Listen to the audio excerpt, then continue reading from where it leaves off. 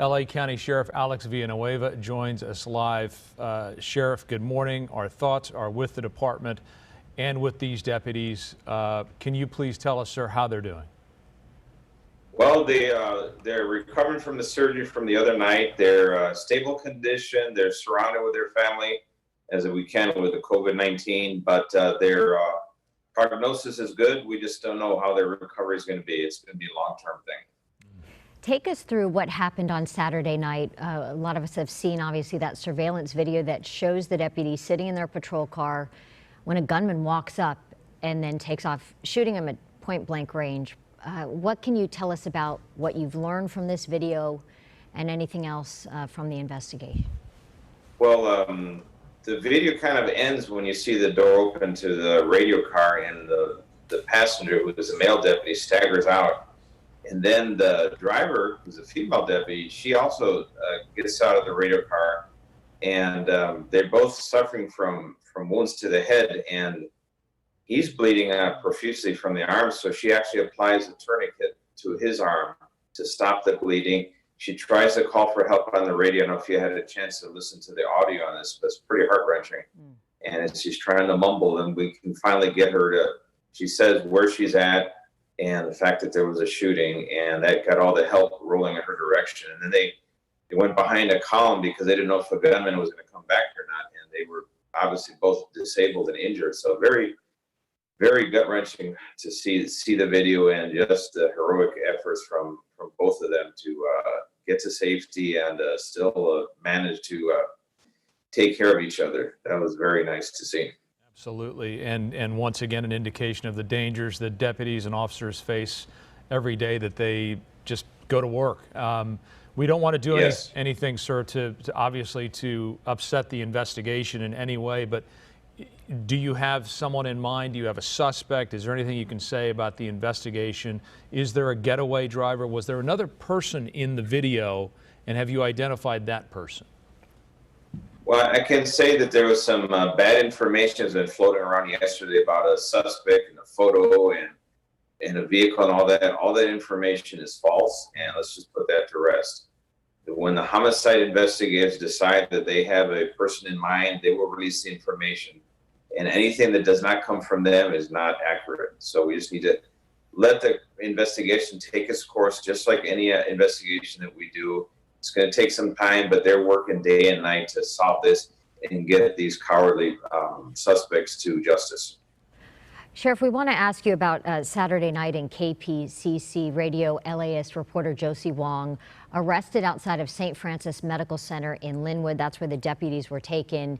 She was cited for obstruction of justice. We're showing some video that she took from her phone. Your department says she was disobeying orders. Deputies were trying to arrest protesters there. However, her cell phone video and other recordings of the incident clearly show that wasn't the case. She identified herself as a reporter. She was forced to the ground by several deputies. Were your deputies' actions justified in the way that they handled her and for arresting a working reporter? Well, the problem is that they were not aware that she was a working reporter. And she's yelling KPCC, KPCC, but unfortunately it's not a household name.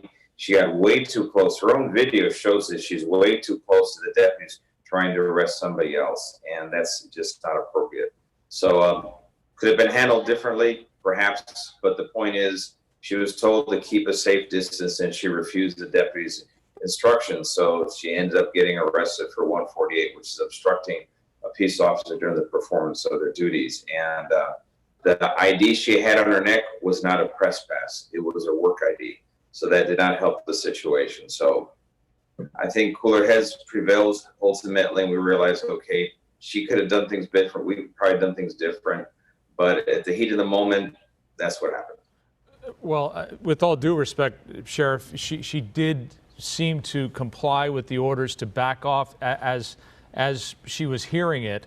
She went up to document what was going on and moved away. Once it was determined that she is a reporter, whether it was an employee pass or a properly issued press pass, why would you cite her? Was that necessary? And is it something that should be dismissed at this point?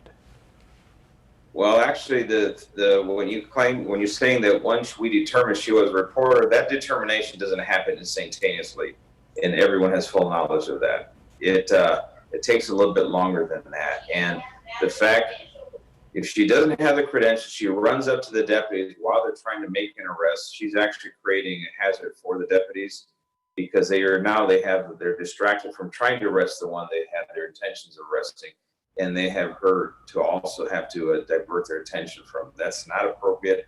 That's why that penal code section exists. And we have the problem now, particularly with these protests. We have fake press credentials. We have protests with the helmets, and they stencil the word press on their helmet and try to pass themselves off as the journalist, and they're not.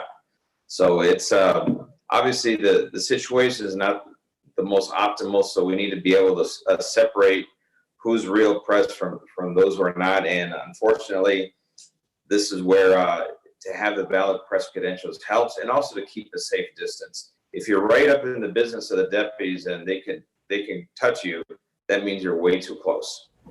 The Inspector General is investigating this situation. A number of news organizations and news advocacy groups, local, national, international, have condemned the actions of these deputies. Obviously, what's important here is that 2 deputies were shot. But on this particular issue, is there a way to resolve this in a way that doesn't result in a reporter who is doing her job being cited for a crime?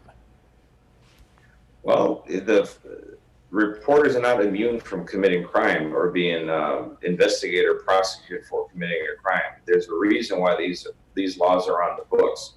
And I think there needs to be a healthy level of respect, both from reporters exercising, their First Amendment rights to document things, but they also have to do it in a way that doesn't jeopardize the safety of the officers or the deputies doing their job. So there needs to be a mutual level of respect and a distance involved.